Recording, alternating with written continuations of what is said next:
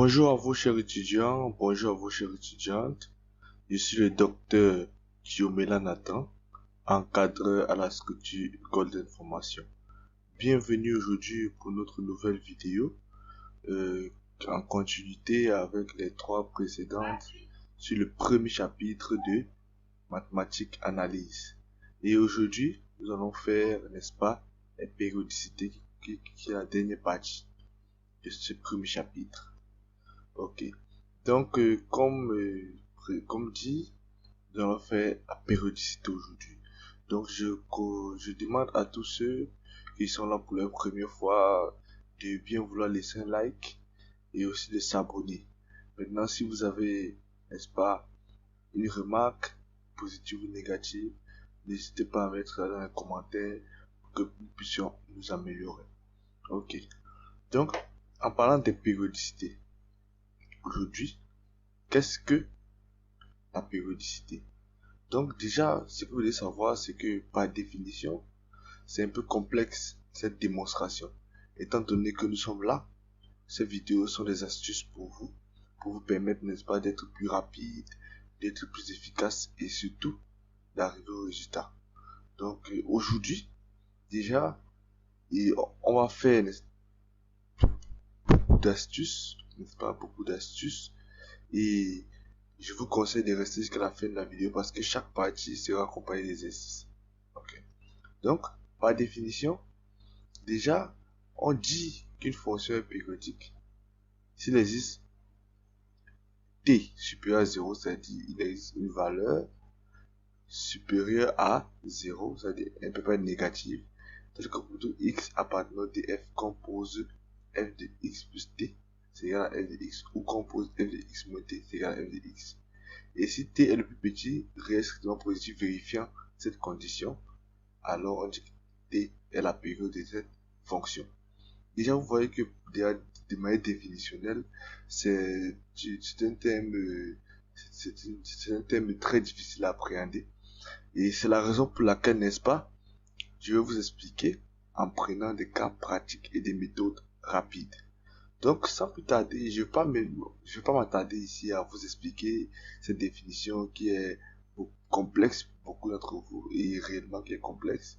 Et je vais aller tout droit au but et vous expliquer directement quelles sont les méthodes les plus rapides pour traiter une période. Voilà. Donc, déjà, ce que vous devez savoir, c'est que, en ce qui concerne les méthodes rapides, il y a le cas des fonctions simples, mais il y aura aussi le cas des fonctions composées. Quand on parle de fonctions simples, qu'est-ce que c'est? On parle des fonctions, n'est-ce pas? Comme je dis, cas de fonctions de base, c'est pour dire quand il y a une fonction trigonométrique, cosinus ax plus ou moins b, sinus ax plus ou moins b, ou tangente ax plus ou moins b et cotangente, n'est-ce pas? Ils ont des périodes de base. Et cette période de base, c'est-à-dire c'est t qui est à 2 pi sur a, sachant qu'on prend a positif. Voilà, donc si c'est moins ici que ce soit plus ici, on va devoir prendre a en valeur positive. Donc, pour cosinus et sinus, de manière basique, la période c'est 2 pi sur a. Maintenant, pour tangente et cotangente, n'est-ce pas, la période sera pi sur a. Donc c'est pour dire, si vous voyez un cas basique comme ceci, n'est-ce pas, dans un exercice, que ce soit cosinus ou tangente, ou cotangente ou sinus, alors vous devez savoir quelle est la période directe. Ça veut dire, si on donne cosinus ou sinus ou tangente ou cotangente, pour aller directement en calculant la période comme ça.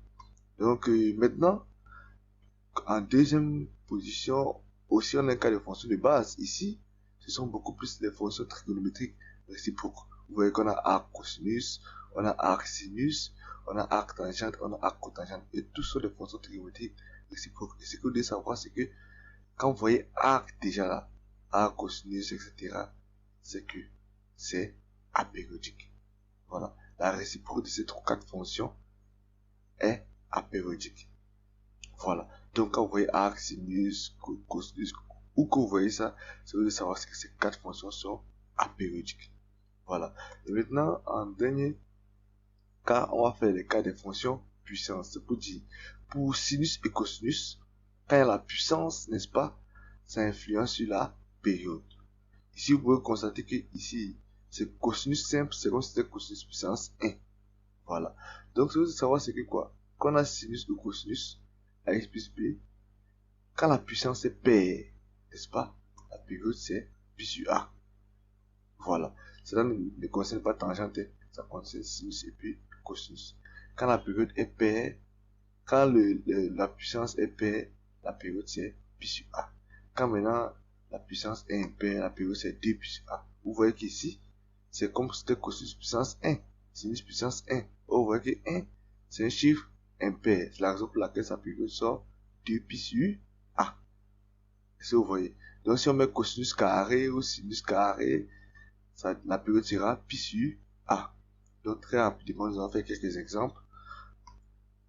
Je vais donner en même temps 6 exemples, c'est-à-dire 2 de chaque,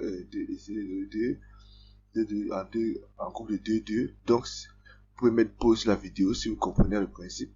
Mais c'est que si je vais corriger progressivement et vous allez comparer vos résultats avec les miens. Donc ici, on a 2 cosinus 3x plus 1. Ici, on voit que c'est cosinus, la puissance est impaire, donc, alors, on peut aller directement d'après cette formule. Donc, d'après cette formule, normalement, comme c'est cosinus, on ne tient pas compte de la valeur qui est à l'extérieur, uniquement de la valeur qui est à côté de a. Ici, comme c'est cosinus, ça va faire 2 pi sur a. Donc, la période ici sera 2 pi sur a. A ici, c'est 3. Donc, la période sera 2 pi sur 3. Est-ce que vous voyez? D'accord. Maintenant, pour l'exemple 2, ici, on a g de x qui est à tangente 5 demi de x moins pi sur 2. Comme, et on voit ici tangente, n'est-ce pas? D'après les cas de base, on voit que tangente et cotangente, on peut déterminer la période directement. Et c'est égal à pi sur a. Donc ici, a, c'est 5 demi. On n'a rien à faire de lui. On se concentre uniquement du a. Donc ici, a, c'est 5 demi. Donc c'est la raison pour laquelle la période sera pi sur a. A, c'est 5 demi. Ça va pi sur 1 fois l'inverse. Ça va égal à 2 pi sur 5. Est-ce que vous voyez? Donc c'est pas compliqué. Et maintenant pour l'exemple 3, n'est-ce pas? On a arc tangente. On a vu que arc tangente, ce sont des fonctions qui sont apériodiques. Voilà, les fonctions trigonométriques réciproques. Arc cosinus, arc sinus, arc tangente, arc cotangente, ce sont des fonctions trigonométriques réciproques. Et ces fonctions sont apériodiques. Donc, maintenant, on va aller au quatrième exemple. On a 2 sinus cube de 3x moins pi sur 3. Donc ici, on voit que la puissance, elle est impaire. Et quand la puissance est impaire, alors la période c'est 2 pi sur a. Donc ici, a c'est quoi? C'est 3. On ne tient pas compte de lui là, ni ce qu'elle est. Ça va faire 2 pi sur 3 comme période. Voilà. Maintenant, pour le cinquième exemple, vous voyez qu'on a cos carré de 2x. Ici, cos carré. Le carré ici, n'est-ce pas? C'est une puissance qui est paire. Quand c'est paire, n'est pas cosinus et sinus deviennent pi sur a. Est-ce que vous voyez? Donc vous voyez que si vous avez compris, vous avez pu assimiler, c'est pas compliqué. Vous savez que cosinus et sinus, simplement c'est 2 pi sur a. Tangente et cotangente, c'est pi sur a. Dans les fonctions arc sont apériodiques. Dans les fonctions puissance, si pour cosinus et sinus, si c'est puissance impaire, comme ici, comme n'est-ce pas, le cas où on a vu ici c'est impair, puissance 1 c'est impair, c'est 2 pi sur a. Ça vous permet de retenir directement. Comme cosinus, simplement c'est 2 pi sur a. Sachant que cosinus puissance 1, ça veut dire qu'en réalité, quand c'est impair, c'est 2 pi sur a. Donc directement, quand c'est pair, c'est pi sur a. Donc ce que j'ai retenu, c'est 3 fonctions. C'est 3 cas de base pour traiter toutes les périodes simples que vous voyez devant vous. Donc ici, n'est-ce pas, on a une puissance paire. Donc la période, c'est pi sur a. Ici, a, c'est 2. Donc on aura pi sur 2 comme période. Si vous voyez. Dans ce cas, on a cotangente. Ici, c'est a encore. Cotangente là, ça fait pi sur a. Donc là, on a pi sur 3 demi, ça fait, n'est-ce pas, pi sur 1 fois l'inverse, c'est égal à 2 pi sur 3.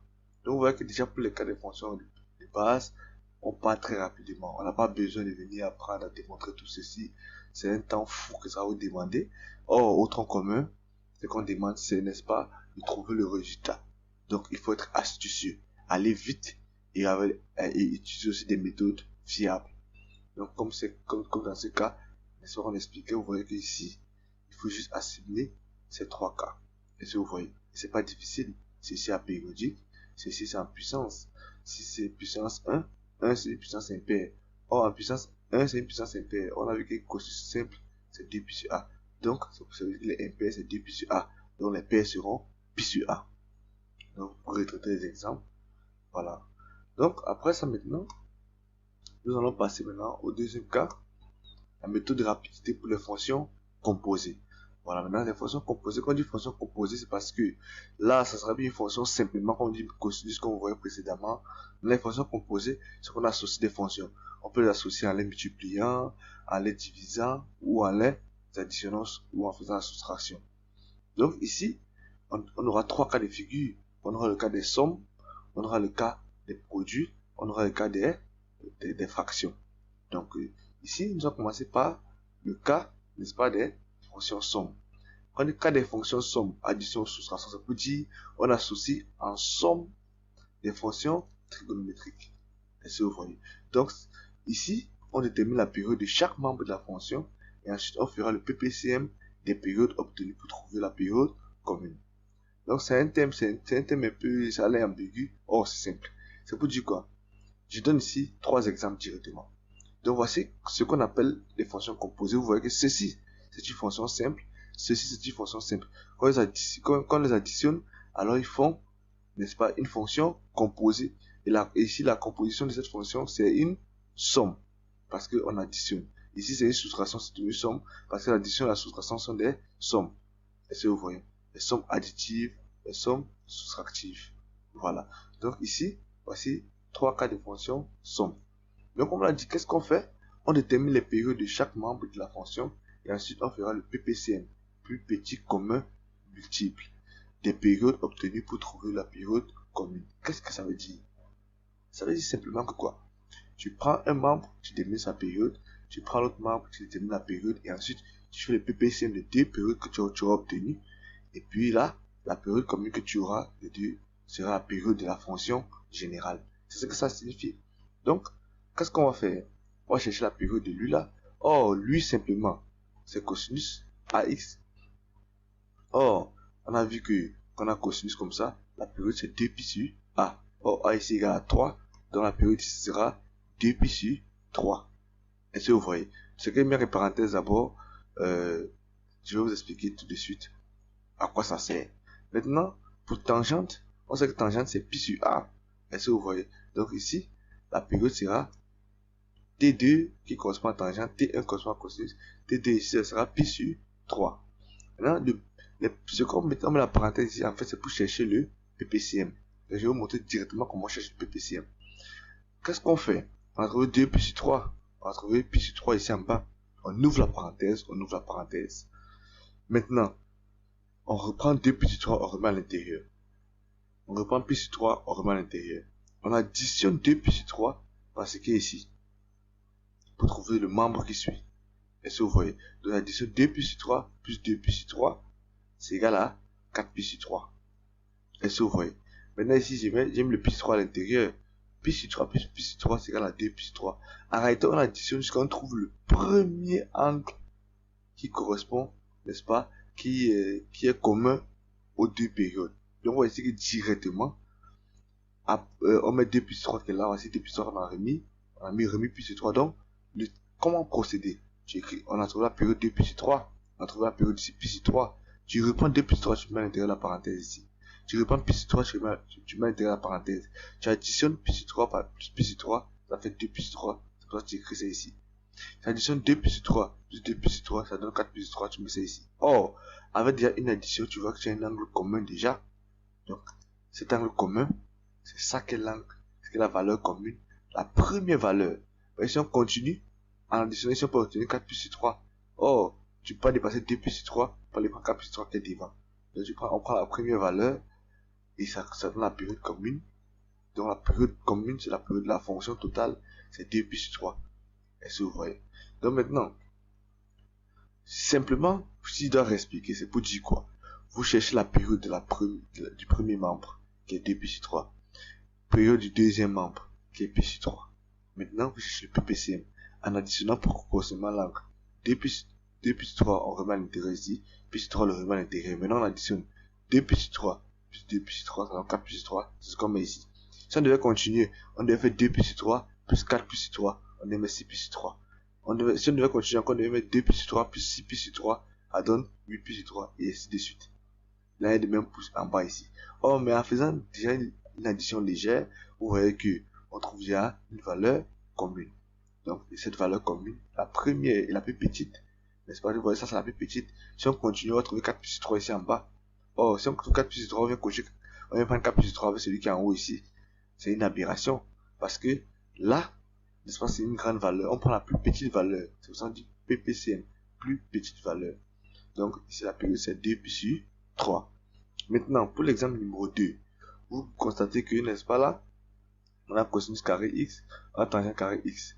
Là, c'est une somme qui les sépare, une somme soustractive. Maintenant, ici, on cherche les périodes de chaque membre, comme expliqué. Or, ici, c'est comme cosinus carré x, fonction puissance, avec carré. Donc, comme c'est cosinus avec carré, alors, ce n'est plus 2 pi sur a. Maintenant, c'est pi sur a. Dans la période 1, ça sera pi. Et ça va pi sur a, ça va pi sur 1 qui donne pi. La période 2, on dit tangente n'est pas influencée par ça, donc ça va faire pi sur 2. Et ça va. Pi sur 2. Voilà. Maintenant, quand vous avez pi sur 2, qu'est-ce que ça devient? Maintenant, pi sur 2 qu'on a ici. Comment on fait pour chercher? On a cherché PPCM. Donc, on remet pi à l'intérieur. Pi sur 2, on remet pi sur 2 à l'intérieur. On additionne progressivement. Pi plus pi, ça donne 2 pi. Pi sur 2 plus pi sur 2, ça donne 2 pi sur 2 qui donne pi. Directement, on a trouvé pi. Ça correspond à une valeur ici. On s'arrête. Dès qu'on trouve la première valeur qui correspond, c'est notre PPCM. Et ça va. Donc 2 pi sur 2, j'ai encadré parce que c'est ça qui égale à pi avec pi. Donc, la période commune ici, c'est pi. Voilà. Donc maintenant, pour l'exemple numéro 3, on a cos cube de 2x moins tangente carré de x. Donc on prend encore chaque membre. Ici, c'est cos au cube. La valeur est impaire. Donc ça reste 2 pi sur a. Donc ici, la période 1, n'est-ce pas? Ça serait, bon, la période 1, ici, on met ça comme, on a considéré tangente. Voilà, on prend tangente, on peut mettre des valeurs. Non, ici, on a repris la valeur de cos, autant pour moi. Donc ici, on a dit, comme c'est puissance au cube, comme c'est puissance au cube, c'est impair. Donc c'est 2 pi sur a. Or 2 pi sur 2, ça fait pi. Voilà, donc je vais vous dire que on peut prendre la période, ça, vous mettre en premier lieu et ça en deuxième lieu. Ça n'influence pas le résultat. Est-ce que vous voyez? Et ça, c'est de trouver juste les valeurs correctes des deux périodes de manière intrinsèque. Donc ici, la période là, c'est au cube. Donc ça fait 2 pi sur 2 qui donne pi. Ici, la période 2 là va donner, n'est-ce pas, pi sur a qui donne pi. Donc vous voyez qu'on a pi, on met pi directement, on a pi qui est la même valeur. Donc ici, on n'a pas besoin d'additionner pour voir quand les deux périodes qu'on trouve sont à de même valeur, on a besoin de faire le PPCM, puisque c'est identique. Donc la période commune sera pi. Voilà. Donc voilà un peu les cas de figure pour les fonctions, n'est-ce pas, les fonctions composées de somme, soustractive ou additive. Donc c'est ça en fait ce qui est dit ici dans le premier cas. Donc vous voyez que c'est pas compliqué, les fonctions composées, pas compliqué. Pour les fonctions sommes. Voilà. Comme astuce, on va dire la période commune, c'est la plus petite valeur commune des périodes. Donc vous voyez que c'est la plus petite valeur qu'on prend. On n'avance plus. Ici vous voyez qu'il y a 2 pi et 2 pi. On peut prendre 2 pi, mais 2 pi est plus grand que pi. Donc on prend la plus petite valeur. Donc vous voyez pourquoi l'astuce sort, la période commune, c'est la plus petite valeur commune des périodes. C'est la plus petite valeur commune qui est pi. 2 pi c'est la plus grand. Et ça va. Donc maintenant, après le cas des fonctions somme, addition, soustraction, on va passer maintenant au cas des fonctions, n'est-ce pas? Un autre cas maintenant, c'est le cas des fonctions rationnelles. Quand on dit rationnelles, ça peut dire les fonctions trigonométriques en fraction. Est-ce que vous voyez? Maintenant, ce cas des fonctions en fraction, ici il y a deux cas. Il y a deux cas. Voilà. Si c'est une fonction trigonométrique de référence, on réduit, on détermine la période directement. Qu'est-ce que ça signifie? Voici les fonctions trigonométriques de référence qui sont en fraction. Donc si on donne les exercices, tu vois, on a sinus, tu vois sinus AX. cosinus AX, ça dit les angles, c'est la même chose. Alors, ça correspond à la tangente. Si tu as ce cas, il ne faut pas chercher PPCM de ceci. Tu réduis d'abord et tu calcules directement la période de tangente. Là, de même, pour cosinus et sinus qui est cotangente, tu réduis, tu viens en forme cotangente. On va chercher la période. La position te donne une fonction trigonométrique de référence. Comme ça. Et puis, tu vas faire, comme c'était le deuxième cas, ça veut dire chercher le. Parce que dans le deuxième qu'on dit, ici, quand ça ne sert pas une fonction trigonométrique de référence, tu vas chercher la période du numérateur et celle du dénominateur, comme écrit. Et ensuite, tu vas faire le PPCM de deux périodes obtenues pour trouver la période commune. Donc ici, comme derrière, on faisait les fonctions somme, on faisait le PPCM ici. On va faire le PPCM, n'est-ce pas, de la période du numérateur et de la période du dénominateur. Mais si tu fais ça pour une fonction de référence, il est fort probable que tu puisses rater. Parce que ça ne marche pas à tous les coups. Donc c'est la raison pour laquelle quand tu as une fonction trigonométrique de référence, il faut toujours revenir à l'état de référence et puis calculer la période directement. Voilà. Donc maintenant si ce n'est pas une fonction trigonométrique de référence, ça veut dire les valeurs, les angles sont différents, n'est-ce pas? Alors tu cherches la période du numérateur, la période du dénominateur et tu fais le PPCM, n'est-ce pas, des deux périodes que tu obtiens et tu vas trouver la période commune qui correspond à la période de la fonction. Donc sans plus tarder, je vais vous donner n'est-ce pas, 4 exemples directement. Vous voyez qu'ici, on a sinus 3x sur cosinus 2x. Vous voyez que ce n'est pas les mêmes angles. Dès que ce n'est pas les mêmes angles directement, c'est une fonction trigonométrique de référence. Parce que pour que ça ait des références, il faut savoir les mêmes angles. Donc ici c'est 3x et c'est 2x. Donc quand ce n'est pas une fonction trigonométrique de référence, qu'est-ce qu'il va faire? Je vais chercher le PCM de la période du numérateur et du dénominateur. Donc quelle est la période du numérateur? C'est 2pi sur a qui est 2pi sur 3. Et celle du dénominateur, c'est 2pi sur 2 qui donne pi. Donc je vais chercher le PPCM, je mets 2pi sur 3 à l'intérieur, je mets pi à l'intérieur. J'additionne 2pi sur 3 puis 2pi sur 3, ça fait 4pi sur 3. Je vois qu'à 4, j'ajoute pi, ça donne 2pi. Je vois qu'à ce niveau, je n'ai pas encore eu de valeur. Donc j'additionne encore, et 6pi sur 3. Oh, 6pi sur 3. Donc on additionne progressivement avec la valeur qu'on a obtenue. Voilà. Donc on additionne 2pi sur 3 plus 2pi sur 3, donc 4pi sur 3. On additionne 4pi sur 3 là, plus 2pi sur 3 qui est dehors, ça fait 6pi sur 3. C'est ça qui est égal à 2pi. 6pi sur 3 est égal à 2pi. Donc on voit qu'on a trouvé une valeur commune la plus proche. Donc là, ici notre période commune sera 2pi. Donc simplement, c'est le même procédé que derrière. Voilà, c'est le même procédé que derrière. Donc, ici aussi, vous voyez que on a cosinus 4x sur sinus 4x qui est une fonction de référence. Parce que c'est les mêmes angles. Or, cosinus sinus, ça correspond à cotangente 4x. Donc, on revient à l'état de cotangente avant de calculer la période de cotangente qui est pi sur a. Donc, on aura ici pi sur 4. Est-ce que vous voyez? Donc, ici, même chose, on a sinus 3x sur cosinus 3x. Ce sont les mêmes angles. Or, sinus 3x sur cosinus 3x, c'est la tangente 3x. Donc, calculer la période directement, c'est pi sur 3. Ben, c'est pi sur a ici. Est-ce que vous voyez? Mais ici, on voit qu'on a sinus 3x sur cosinus 4x. C'est pas les mêmes angles. Donc, c'est pas une fonction de référence. On va chercher la période du numérateur, chercher la période du dénominateur, et ensuite faire PPCM. Donc, la période du numérateur sera quoi? 2pi sur a, qui est égal à 2pi sur 3. La période du dénominateur, c'est 2pi sur 4, qui est égal à pi sur 2. 2pi sur 4, c'est pi sur 2. Donc, on va dire 2pi sur 3, on met à l'intérieur, pi sur 2, on met à l'intérieur ici. 2pi sur 3 plus 2pi sur 3, ça donne 4pi sur 3. Pi sur 2 plus pi sur 2, ça donne 2pi sur 2. On va encore pi.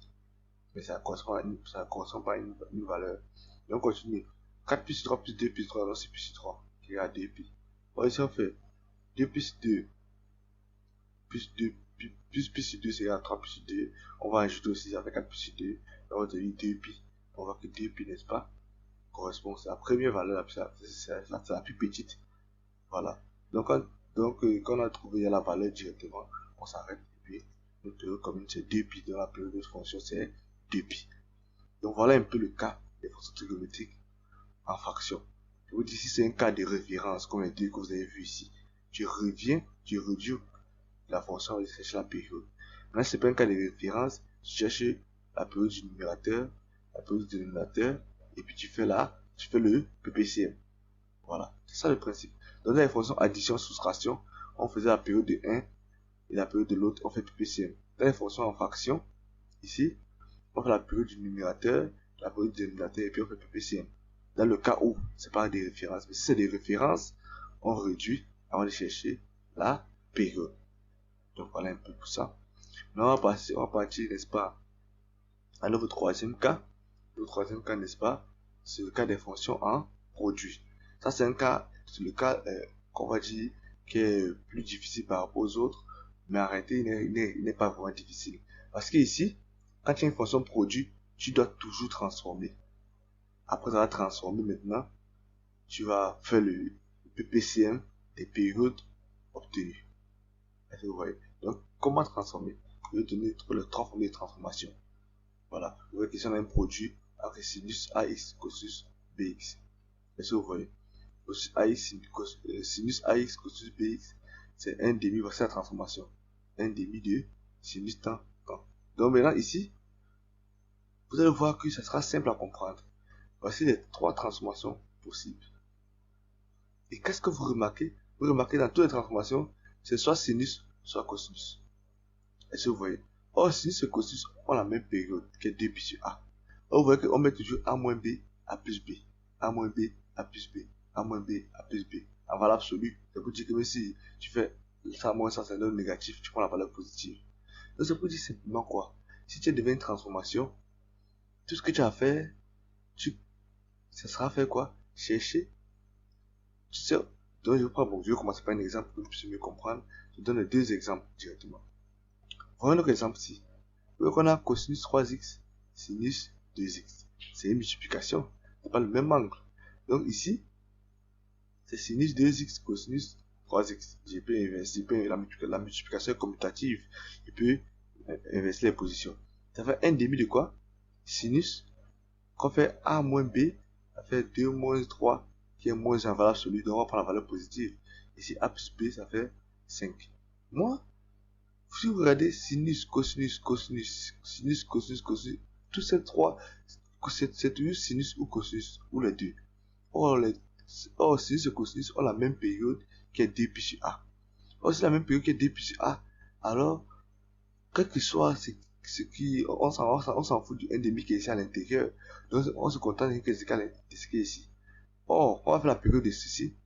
Ça va faire 2 pi, la période numéro 1, n'est-ce pas? Bon, on peut prendre ceci, hein. On va commencer par ceci. C'est 2 pi sur A. A ici c'est 5. Ça fait 2 pi sur 5. La période de lui là, c'est 2 pi. Vous voyez, c'est 2 pi sur 1. On ne prend jamais le monté en valeur absolue. Ça fait 2 pi. 2 pi sur 1 donne 2 pi. Est-ce que vous voyez? Donc, maintenant, qu'est-ce qu'on fait? On cherche le PPCM, on additionne, pour trouver 2 pi. Et on voit que 2 pi c'est le simple. Est-ce que vous voyez?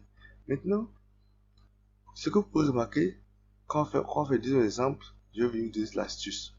Maintenant, ici, quand on fait deuxième exemple, d'abord, il faut dire qu'ici, la période commune, c'est pi, hein. Voilà. Maintenant, la période commune, c'est 2 pi autant pour moi. Donc, vous allez venir modifier. Et rapidement, la période commune ici, c'est 2 pi. Il y a un 2 qui a sauté. Il y a un 2 qui a sauté là. Donc, la période commune, n'est-ce pas, c'est 2 pi. La période commune, c'est 2 pi. Pour ceux qui ont calculé, c'est bien. 2 pi. Donc j'ai un petit souci là avec l'écriture. Mais c'est pas un souci. C'est déjà réglé. Voilà. On va faire une 2 classique.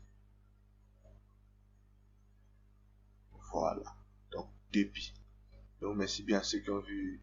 C'est une erreur de frappe sûrement. Donc, mais sinon, on va revenir pour déterminer la période, n'est-ce pas, de notre fonction. On va prendre sinus fois tangente. Oh, tangente. Dans les transformations, s'il n'y a pas de tangente dedans. Donc, quand on a tangente, qu'est-ce qu'on fait? Tangente égale à sinus sur cosinus. Donc, on met sinus 2x. Sinus x sur cosinus x. Est-ce que vous voyez? Maintenant, on multiplie avec sinus 2x par sinus x en haut, cosinus x en bas. On a une fonction fraction. Vous voyez que là, cette fonction est plus complexe. On a une fonction fraction, n'est-ce pas? En même temps, une fonction produit. Est-ce que vous voyez? Donc ici, on va chercher d'abord. Parce que quand c'est une fonction fraction, qu'est-ce qu'on a fait? On a cherché la période du numérateur et celle du dénominateur, et ensuite on fait le PPCM. Or, au numérateur, on a une fonction produit. Donc, on va procéder comme ceci. Et ça va. Donc, notre sinus 2x, sinus x là, qu'est-ce qu'on obtient? Voilà ce que ça devient encore. On transforme ceci par la formule, n'est-ce pas? Et par cette formule. Si vous voyez. Donc, on a un demi de cosinus à 2 moins 1, ça fait 1. 2 plus 1, ça fait 3. Donc, on a cosinus, cosinus. Vous voyez, quelque chose qui sera à l'intérieur, ça sera toujours 2 pi sur ce qui est là. Vous voyez, parce que ici, vous voyez, on a sinus, cosinus. Donc, on aura toujours 2 pi sur la valeur qu'on va trouver ici, là, et 2 pi sur la valeur qu'on va trouver ici. C'est pour dire quoi? C'est pour dire simplement que quand tu as la multiplication des deux fonctions, n'est-ce pas, pour trouver la période, c'est pas compliqué. Tout ce que tu as à faire, quand c'est sinus, quand c'est sinus fois cosinus, ou cosinus fois cosinus, ou sinus fois sinus, alors tu calcules la période pi, 2pi sur a moins b, et tu fais le PPCM avec la période 2pi sur a plus b. Vous allez comprendre pourquoi. Parce que vous voyez ici là, a moins b donne moins 1, a plus b donne 5. Donc on a 2pi sur a plus b qui est 5, et on a 2pi sur a moins b qui est 1. Est-ce que vous voyez? Ça fait 2pi sur 5, 2pi. Donc tu as besoin de retenir tout ceci. Tu retiens seulement que quand tu as une fonction sinus soit cosinus, que c'est pas le même angle. Tu as cosinus fois cosinus, tu as sinus soit sinus, sache que ça sera toujours 2pi sur a moins b, et donc tu vas chercher le PPCM de 2pi sur a moins b et 2pi sur a plus b. Vous voyez, c'est 2pi sur a plus b qui est là, 2pi sur a plus b, ça fait 5, 2pi sur a moins b. La même chose ici, vous voyez, 2pi sur a moins b, ça va donner quoi? Ça va donner 2pi. 2pi sur 1, ça donne 2pi. Et un 2pi sur a plus b, ça donne quoi? 2pi sur 3. Donc si vous ne comprenez pas, revenez en arrière, vous allez comprendre sans ce que je suis en train de dire. Je suis en train de dire que tu as besoin de retenir toutes ces valeurs, cosinus, c'était plus, c'était moins, non. Puisque ça va jamais influencer. Il faut seulement retenir que tu vas faire 2pi sur a moins b, et chercher le PPCM avec 2pi sur a plus b. Voilà. Donc maintenant ici, on voit qu'en faisant le PPCM, on trouve que le période commune c'est 2pi. Est-ce que vous voyez? Dans le PPCM, ça c'est 2pi pour le numérateur. Dans la période du numérateur ici, c'est 2pi. Est-ce que vous voyez? Donc on peut faire le PPCM dans le PPCM encore. Donc là, la période du numérateur, c'est 2pi. Maintenant, chez la période du dénominateur, la période du numérateur c'est 2pi. La période du dénominateur, c'est 2pi aussi. Donc on va faire le PPCM. Bon, c'est à 2pi, 2pi, donc on n'a pas besoin d'aller très loin. Donc le période c'est 2pi. On ne prend pas 4pi. Parce que 4pi, c'est une valeur plus élevée. On prend la plus petite valeur. Donc ici, notre période commune, finalement, ça sera 2pi. Donc vous avez vu un peu que les périodes, c'est pas compliqué. Quand tu seras amené à faire les périodes, n'est-ce pas, tu auras trois types de périodes devant toi, soit des fonctions simples, où tu vas faire seulement pi sur a ou 2pi sur a et trouver, ou bien dire que c'est périodique pour les fonctions a cosinus, ou bien on va te donner, n'est-ce pas, des fonctions composées, ça c'est composé des sommes. Les sommes c'est pas compliqué, c'est le PPCM. Ce sont les fractions aussi c'est une fonction de référence. Alors, tu réduis avant de trouver la période directement.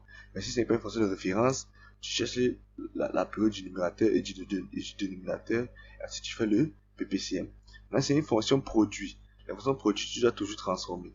Maintenant, si c'est sinus soit cosinus, si c'est un cas de sinus soit cosinus, ou cosinus soit cosinus, ou sinus soit sinus, alors tu sais que tu fais la période de a moins, tu fais la période 2pi sur a moins b, et avec le PPCM, tu cherches le PPCM la période entre 2pi sur a moins b et 2pi sur a plus b.